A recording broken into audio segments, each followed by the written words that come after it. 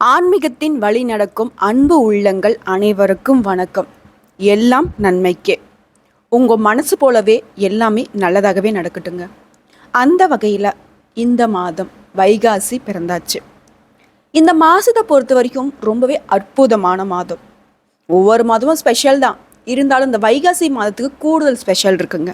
அது என்னன்னு பார்த்தோம்னா, வேதம், புராணம் இதெல்லாம் போற்றக்கூடிய மாதமாக இந்த வைகாசி மாதம் இருக்குங்க. நம்ம எல்லாரும் ரொம்ப வேண்டி விரும்பி கேட்கக்கூடிய வரம்னு பார்த்தோம்னாக்கா, ஆயுள் அதிகமாகணும், செல்வம் வேணும், புத்திர பேரு வேணும்னு சொல்லிட்டு அந்த 3 விஷயங்களும் அழிக்கக்கூடிய மாதம்னு பார்த்தீங்கன்னாக்கா இந்த வைகாசி மாதம். மேலும் இந்த மாதத்தை பொறுத்த வரைக்கும் யார் ஒருத்தங்க தானம் தர்மம் செய்கிறீங்களோ அந்த விஷயங்கள் பல மடங்கு பல ஜென்மங்களுக்கு உங்களுடைய தலைமுறையே காக்குங்க. அந்த அளவுக்கு பலன் தரக்கூடிய மாதம். அதாவது முக்கியமான ஒரு விஷயம் என்னன்னாக்கா, இந்த மாதத்தில் தான் தேவர்களும் அசுரர்களும் சேர்ந்து பாற்கடலை கடைந்து அமுதம் வெளிப்பட்ட மாதங்க. அதாவது அமிர்தம் வெளிப்பட்டது ஏகாதசி அன்னைக்கு, இறைவன் அதை காத்தது துவாதசி அன்னைக்கு, தேவர்கள் அமுதத்தை உண்டது பார்த்தீங்கன்னாக்கா திரையோதசி அன்னைக்கு. ஸோ இந்த நாட்களில் முக்கியமாக இந்த வைகாசி மாதத்தில் வரக்கூடிய பௌர்ணமி தினங்களில், வைகாசி மாதத்தில் வரக்கூடிய ஏகாதசி, துவாதசி, திரையோதசி இந்த தினங்களில் யார் ஒருத்தங்க தானம் தர்மம் செய்கிறீங்களோ அதன் காரணமாக அதீத பலன்களை நீங்கள் பெற முடியும் அப்படிங்கிறது உண்மையான விஷயம். புரிஞ்சுதுங்களா?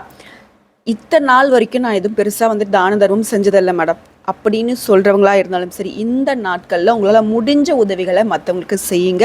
நன்மைகள் உண்டு, அதுவும் பல தலைமுறைக்கு. புரிஞ்சுதுங்களா?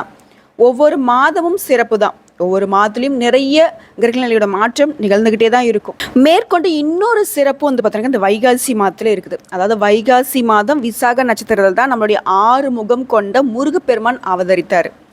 முருகப்பெருமானுக்கு உரிய நட்சத்திரமும் விசாகம் தான்.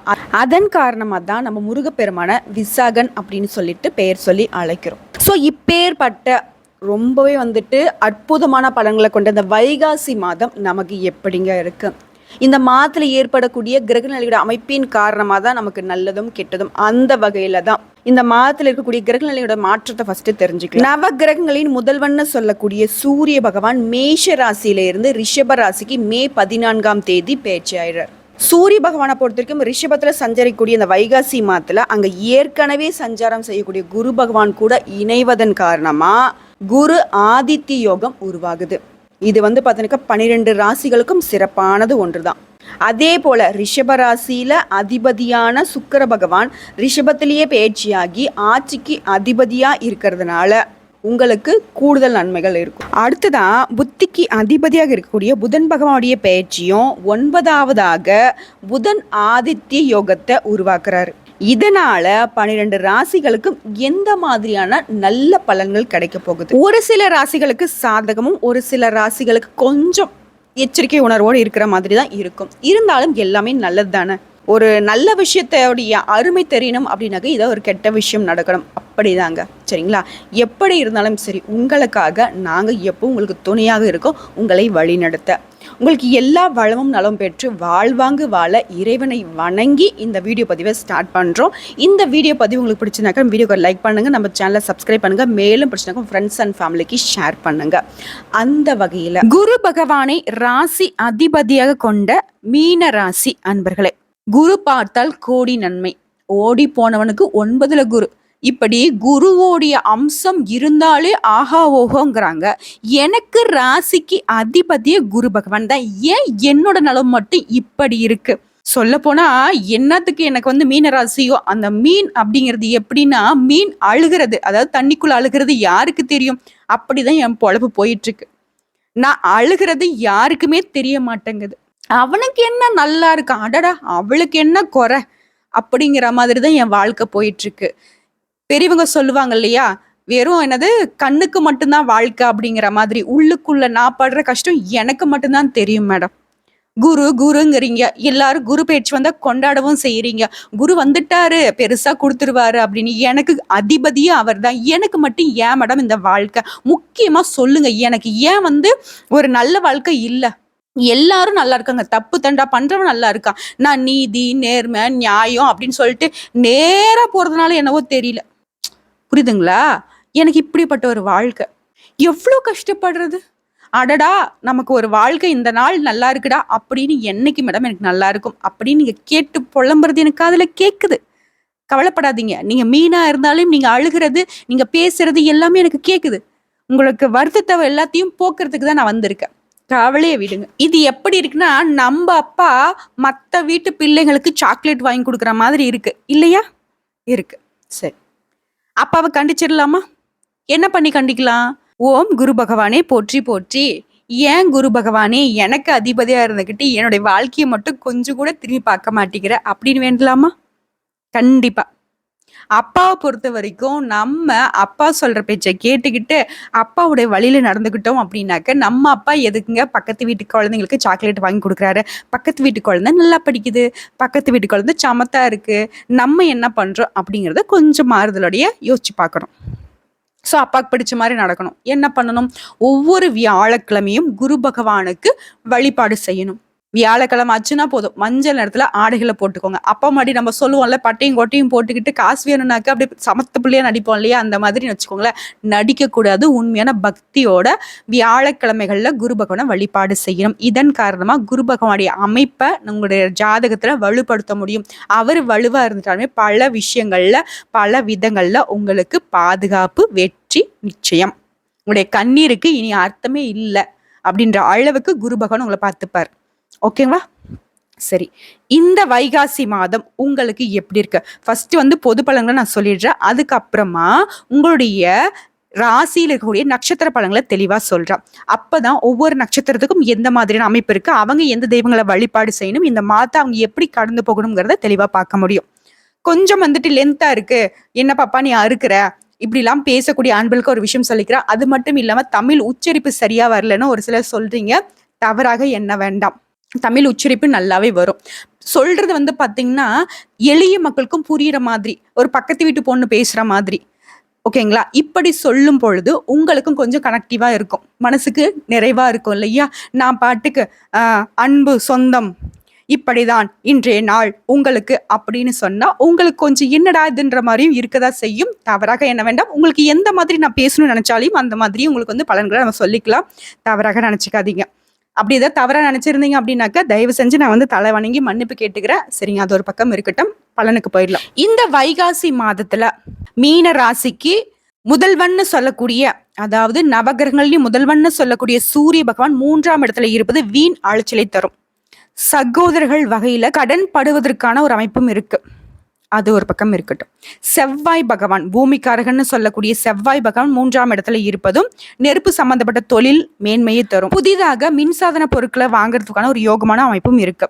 அடுத்துதான் புதன் பகவான் 3ஆம் இடத்துல இருப்பது கமிஷன் வியாபாரத்தை சிறப்படியே செய்வாரு, கல்வியில மேன்மையை உண்டாக்குவாரு. சோ சூரிய பகவான், செவ்வாய் பகவான், புதன் பகவான் இவங்க 3 பேருமே பார்த்தீங்கன்னாக்கா 3ஆம் இடத்துல இருப்பது உங்களுக்கு எப்படி இருக்குன்றத தெளிவா பார்த்துட்டோம். அடுத்த குரு பகவான் உங்களுடைய ராசி அதிபதியும் இவர் தான் இல்லையா? இவருடைய அமைப்பு உங்களுடைய பிள்ளைகளால சந்தோஷத்தை கொடுப்பாரு. பண வரவு பார்த்தீங்கன்னா அபரிமிதமா இருக்கும். இதன் காரணமா உங்களுடைய கையிருப்பு இருக்கு இல்லைங்களா, அது உயரும். அதாவது சேமிப்பு உயர போகுது. அடுத்ததா சுக்கிர பகவான் 4ஆம் இடத்துல இருப்பது ஆடம்பரமான 4 சக்கர வாகனம் வாங்கக்கூடிய யோகத்தை தராரு. மேலும் வசிக்கும் வீட்டை புதிய கலை நயத்துடன் அழகுபடுத்துவீங்க. அடுத்த சனி பகவான் 9ஆம் வீட்டுல இருப்பது பூர்வீக வீடு வகையில வில்லங்கம் உண்டாகிறதுக்கு வாய்ப்பு இருக்கு. அதை கொஞ்சம் தெளிவா பார்த்துக்கோங்க. அடுத்த தாத்தா முறை உள்ளவர் ஒருத்தருக்கு கண்டம் உண்டாகிறதுக்கு வாய்ப்பு இருக்கு. அடுத்த ராகு பகவான் 7ஆம் இடத்துல இருப்பது வாழ்க்கை துணையின் உடல் ஆரோக்கியத்துல பாதிப்பை ஏற்படுத்துவாருங்க. மேலும் அனைவரிடமும் சச்சரவை உண்டாக்கூடிய ஒரு வேலையை செய்வாருங்க. இவர் ஒரு பக்கம். அடுத்த கேது பகவான் உங்க ராசியில இருப்பது வீண் மனக்குழப்பத்தை ஏற்படுத்துவாருங்க. சோ ஒவ்வொரு கிரகங்களுடைய அமைப்பும் உங்க ராசியில எங்கெங்க இருக்கு, அவங்க என்னென்ன செய்ய போறாங்க அப்படிங்கிறது பொது பலன்களா பார்த்துட்டோம். இப்போ தனிப்பட்ட முறையில உங்களுடைய நட்சத்திர பலன்களை பார்த்துடலாங்க. அப்பதான் உங்களுக்கு ஒரு ஐடியா கிடைக்கும். ஸோ இது போக உங்களுக்கு எந்தெந்த நாட்கள்ல சந்திராஷ்டமம் இருக்கோ அந்த நாட்கள்ல எங்கும் கவனம், எதிலும் கவனம் அப்படிங்கிறத மறந்துடாதீங்க. புரியுதுங்களா? ஸோ இப்போ பார்த்தோம்னாக்க நட்சத்திர பலன்களை பார்க்கலாங்க. அப்பதான் உங்களுக்கு தெளிவான ஒரு ஐடியா கிடைக்கும். ஃபர்ஸ்ட் மீன ராசியில பூரட்டாதி 4ஆம் பாதம், இதை தொடர்ந்து உத்திரட்டாதி, இவரை தொடர்ந்து ரேவதி நட்சத்திரம், இவங்கெல்லாம் சேர்ந்தது தானே நம்மளுடைய மீன ராசி. அந்த வகையில முதல் நட்சத்திரம்னு சொல்லக்கூடிய பூரட்டாதி 4ஆம் பாதம், இவங்களுக்கு இந்த வைகாசி மாதம் எப்படி இருக்கு? ஞானக்காரகனான குரு பகவானின் அம்சத்துல பிறந்த பூரட்டாதி 4ஆம் பாத நட்சத்திரக்காரங்களே, பொதுவாவே உங்களுடைய பிறப்பின் ரகசியம் என்ன தெரியுமா? சமூகத்துல அந்தஸ்தும் செல்வாக்கும் உங்களுக்கு பிறவிலே இருக்குங்க. நீங்க போய் அப்படி நின்னீங்கன்னா அப்படின்னாவே உங்களுக்கு வந்து ஒரு மதிப்பு மரியாதையும் கிடைச்சிரும். ஒண்ணுமே இல்ல. ஒரு வெள்ளை சட்டை போட்டுட்டு போனீங்கன்னா போதும். பெருசா அரசியல்வாதி பதவியில இருக்கீங்க அப்படின்னு சொல்லிட்டு தாம் தூம்னு எல்லாருக்கும் வந்து எடுத்து சல்யூட் பண்ணுவாங்க. உங்களுக்கே ஒரு மாதிரி பிரமிப்பா இருக்கு. என்னடா இது அப்படிங்கிற மாதிரி. உங்களோட தோற்றம் அந்த மாதிரி. அடுத்ததா, இப்படி ஒரு அந்தஸ்தும் செல்வாக்கும் இருக்கக்கூடிய உங்களுக்கு பிறந்திருக்கக்கூடிய இந்த வைகாசி மாதம் உங்க நிலையில சில மாற்றங்களை உண்டாக்கக்கூடிய மாதமா பிறந்திருக்கு. ராசிக்கு உள்ளாக ராகு, 7ல கேது, விரயத்துல சனி என நெருக்கடிகளை உண்டாக்கினாலும் 3ஆம் இடத்துல சஞ்சரிக்கூடிய உங்களுடைய ராசி நாதனுடைய பார்வை யாரு? குரு பகவான் 7ஆம் பார்வையாக, 9ஆம் பார்வையாக, 11ஆம் பார்வையாக பார்க்கிறதுனால தம்பதிகளுக்கிடையே ஒற்றுமை அதிகரிக்கும். கூட்டு தொழில இருந்து வந்த பிரச்சனைகள் முடிவுக்கு வரும். பிரிந்து சென்ற நண்பர்கள் மீண்டும் உங்களை தேடி வருவாங்க. திருமண வயதுல இருக்கக்கூடிய உங்களுக்கு நல்ல வரன் அமையும். பெரியோரின் ஆலோசனை, தெய்வீக அனுகூலம் உண்டாகும். வருமானத்துல இருந்த தடைகள் விலகும். பணம் பல வழிகள்ல வர ஆரம்பிக்கும். வாழ்க்கை துணையை இழந்தவர்களுக்கு மறுமணம் நடக்கும். சுபிக்ஷங்கள் அதிகரிக்கும். தொழில் பணியில இருந்த சங்கடங்கள் விலகும். எதிர்பார்த்த பணவரவுகள் இருக்கும். பொன் பொருள் சேர்க்கை இருக்கும். சிலருக்கு புதுசா இடம் வாங்கக்கூடிய நிலை உண்டாகும். ஆல்ரெடி இடம் வாங்கியிருக்கீங்க அப்படின்னாக்கா அங்க புதுசா வந்துட்டு வீடு கட்டக்கூடிய ஒரு யோகமான அமைப்பு இருக்கு. இப்படி யார் யாரெல்லாம் உங்களுக்கு வந்து தடங்கள் பண்ணுவாங்களோ, உங்களுடைய அப்பான்னு சொல்லக்கூடிய, அதாவது ராசி அதிபதி நான் அப்பான்னு சொல்றேன், இவரு உங்களுக்கு ஆதாயமான பலன்களை அடுக்கடுக்கா கொடுத்துட்டு இருக்காரு. ஏன் புள்ளையவா அடிச்ச நீ அப்படிங்கிற மாதிரி, இப்ப அட்ரா பார்க்கலாம் அப்படின்னு உங்களை அப்படியே தூக்கி தலைக்கு மேல நிறுத்திட்டார். அடுத்த விவசாயிகளின் ஆதாயம் அதிகரிக்கும். பெண்களா இருக்கீங்க அப்படின்னாக்க குடும்பத்தினரையும் வாழ்க்கை துணையையும் அனுசரித்து செல்வதால நன்மைகள் உண்டாகும்.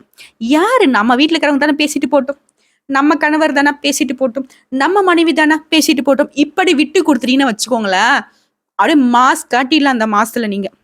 அடுத்ததா, மாணவர்களை பொறுத்த வரைக்கும் விடாமுயற்சி வேணும். கூடுதல் கவனம் செலுத்துவதால மேற்கல்வி முயற்சிகள் நிறைவேறும். கொஞ்சம் கவனக்குறைவா இருந்துட்டீங்க அப்படின்னாக்க நிறைய விஷயங்கள்ல, அதாவது நீங்க நினைச்ச இடத்துல வந்துட்டு சீட் கிடைக்காது, நினைத்த இடத்துல வந்துட்டு பாத்தீங்கன்னாக்கா படிக்கூடிய ஒரு யோகமான அமைப்பு கிடைக்காது. சோ எப்பவுமே கவனமா இருங்க. அவங்க சொன்னாங்க இவங்க சொன்னாங்கன்ட்டு கண்மூடித்தனமா யாரையும் நம்பாதீங்க. உங்களுடைய உழைப்பை போட்டு மாணவர்கள் முன்னேற வேண்டும். ஸோ உங்களை பொறுத்த வரைக்கும் சந்திராஷ்டம் முடிஞ்சிருச்சு. அதிர்ஷ்டமான நாள்னு எடுத்துட்டாக்கா மே மாதம் 30ஆம் தேதி இருக்கு. வரக்கூடிய ஜூன் மாதத்துல 3ஆம் தேதி, 12ஆம் தேதி, இந்த நாட்கள்ல நல்ல காரியங்கள் செய்ய பயன்படுத்திக்கோங்க. நல்லதே நடக்கும். உங்களுக்கு பரிகாரம்னு பார்த்தோம்னாக்க தட்சிணாமூர்த்தியை வழிபட நன்மைகள் அதிகரிக்கும். குரு பகவானை வழிபாடு செய்தாலும் சரிதான், தட்சிணாமூர்த்தியை வழிபாடு செய்தாலும் சரி. அனுதினமும் காலையில எழுந்து உங்களுடைய வேலையே என்னன்னு தெரியுனாக்கா குளிச்சு முடிச்சுட்டு உங்களோட வீட்டு பூஜை அறையில இருக்கக்கூடிய தெய்வங்களை வழிபாடு செஞ்சுட்டு ஓம் குரு பகவானை போற்றி போற்றி, ஓம் ஸ்ரீ தட்சிணாமூர்த்தியை போற்றி போற்றி, இவங்களுடைய நாமத்தை சொல்லி முடிச்சுட்டு அன்றாட வழிகளை தொடங்க அற்புதமான நாட்களை நீங்க அனுபவிப்பீங்க. இதை தாண்டி கண்டிப்பா உங்களுடைய மொபைல் போன்ல குரு பகவானுடைய படம் வந்துட்டு வால்பேப்பர்ல இருக்கணும். இதை மட்டும் ஃபாலோ பண்ணிக்கோங்க. அடுத்த உத்திரட்டாதி நட்சத்திரக்காரங்களே, உங்களை பொறுத்த வரைக்கும் கர்மக்காரகனான சனி, ஞானக்காரகனான குருவின் அம்சத்துல பிறந்த நீங்க பிறவியிலேயே வாழ்க்கையில ஒவ்வொன்றிலும் தடைகளை சந்தித்து வருபவர்களாக இருப்பீங்க. அட அது வேணா உண்மைதான் மேடம். எனக்கு சர்வசாதாரணமா எல்லாருக்கும் கிடைக்கும், எனக்கு மட்டும் தட்டு தடுமாறி முட்டி மோதி அது கைக்கு வரத்துக்குள்ள அட போடா அப்படிங்கிற மாதிரி ஆயிடும் மேடம். இப்படி இருக்கக்கூடிய உங்களுக்கு இந்த வைகாசி மாதம் எப்படி இருக்கு அதை ஃபர்ஸ்ட் தெரிஞ்சுக்கோங்க. அதுக்கப்புறம் நீங்க என்ன பண்ணணும் அப்படிங்கிறத நான் தெளிவா சொல்றேன். உங்களை பொறுத்த வரைக்கும் ஒவ்வொன்றிலும் தடைகளை தாண்டி தான் வந்திருக்கீங்க இல்லையா? ஆனா இந்த வைகாசி மாதம் உங்களுக்கு மாற்றங்களை உண்டாக்கூடிய மாதமா பிறந்திருக்கு. உங்களுடைய ராசிநாதன் விரயஸ்தானத்துல, உங்களுடைய ராசிநாதன் மறையக்கூடிய ஸ்தானமா 3ல சஞ்சரிக்கும் நிலையில யோசிக்காம செலவு செய்து சங்கடங்களுக்கு ஆளாக வேண்டிய நிலை உருவாகும். மேடம், என்ன மேடம் சொல்றீங்க? இந்த ஆளுக்கு குரு வந்துட்டு ராசிக்கு அதிபதி வந்துட்டு என்னதான் பண்ணிட்டு இருக்காரு அப்படின்னா அவர் தான் 3ஆம் இடத்துல மறைஞ்சிட்டாருங்களேங்க. இருங்க வரேன்.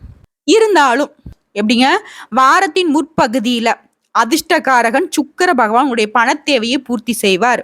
பொன் பொருட்களை வாங்க வைப்பார். சிலருக்கு புதுசா வண்டி வாகனம் வாங்கக்கூடிய யோகத்தை வழங்குவார். குரு கைவிட்டாலும் சுக்கிர பகவான் தூக்கி நிறுத்திட்டார். அடுத்ததா 3ல சஞ்சரிக்கும் சூரியன் உங்க முயற்சிகளை வெற்றியாக்குவார். நெருக்கடிகள்ல இருந்து விடுவிப்பார். அடுத்த குருவின் பார்வையால உங்களை விட்டு விலகி சென்றவர்கள் விரும்பி வருவார்கள். குடும்பத்துல சுபிக்ஷம் தோன்றும். எதிர்பார்த்த பணவரவு வந்து சேரும். கடன்கள் அடைபடும். உங்களுடைய பழைய வேண்டுதல்களை நிறைவேற்ற கோயில்களுக்கு சென்று வருவீர்கள். அதாவது 3ஆம் இடத்துல நான் மறைஞ்சிட்டேன் அப்படின்னு இந்த குரு பகவான் உங்களுக்கு கஷ்டங்களை கொடுத்தாரு.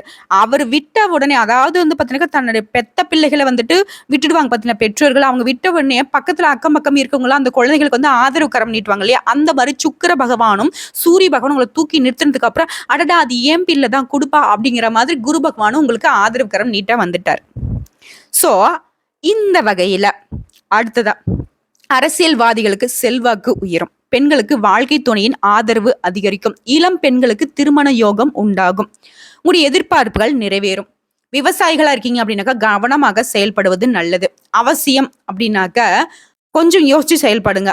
மாணவர்களுக்கு இந்த காலம் சாதகமாக இருக்குங்க. இதை வந்து பயன்படுத்திட்டீங்க அப்படின்னாக்கா ஃபியூச்சர் வந்து ரொம்பவே நல்லாவே இருக்கும்.